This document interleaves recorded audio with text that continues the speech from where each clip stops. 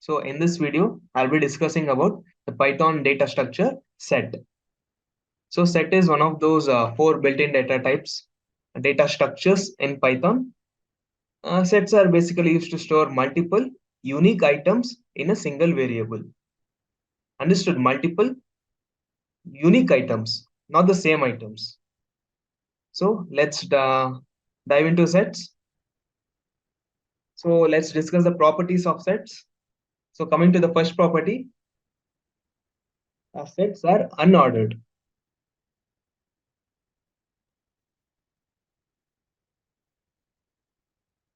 When I say a set is unordered, unordered means the items in a set do not have a definite order. So set elements can appear in different positions every time you use them. Hence, we cannot use indexing here. So, so in simple terms, unordered means like in whatever order we are going to give the elements, the same order will not be followed. Coming to the second property, sets are unindexed. So we cannot use indexing in set like we used in list and list. Correct. So since there is no predefined order, indexing will not work. So to fetch an element in a set, we cannot use indexing like we used in list.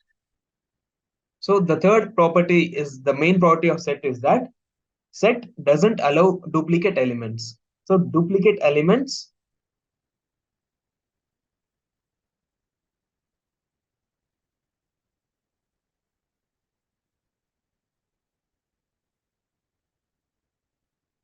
So duplicate elements are not allowed in the set. Even if you create a set with duplicates, it won't store it. Example, if I create a set with duplicates, let's say 5, 4, 1, 2, 5.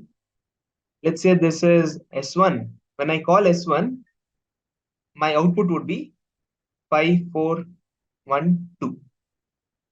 The duplicates will be removed. So this is the inherent property of set. And we can say that set elements are immutable.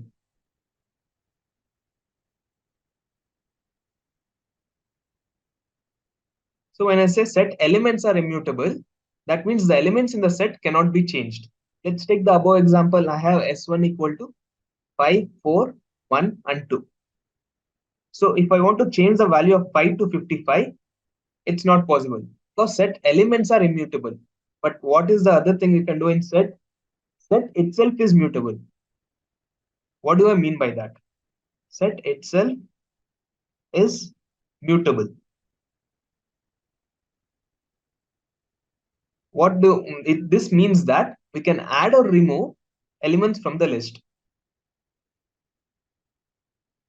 So let's take the same example in the above list. I can add the element 7, 5, 4, 1, 2, and 7. I can remove the element 7, but I cannot change the elements in my set. So these were some of the important properties of set. Okay, let's see how to create an empty set now.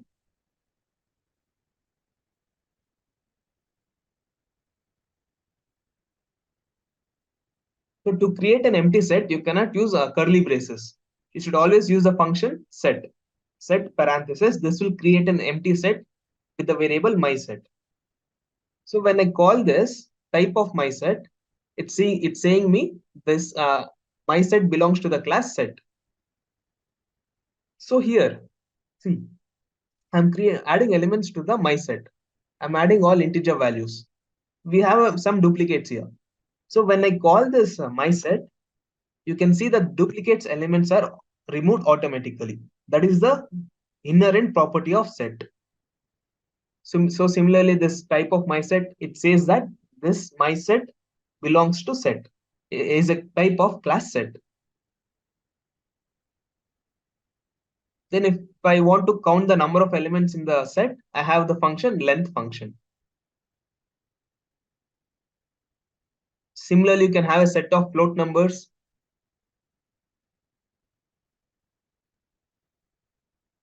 You can have a set of strings. See here, John is a duplicate value. You cannot have two elements with the same value. So here it is removed. I can also have a set of mixed data types and I have a tuple inside my set. So this is mixed data type set. So this was about properties of set and set data structure in Python. All right. Thank you, everyone.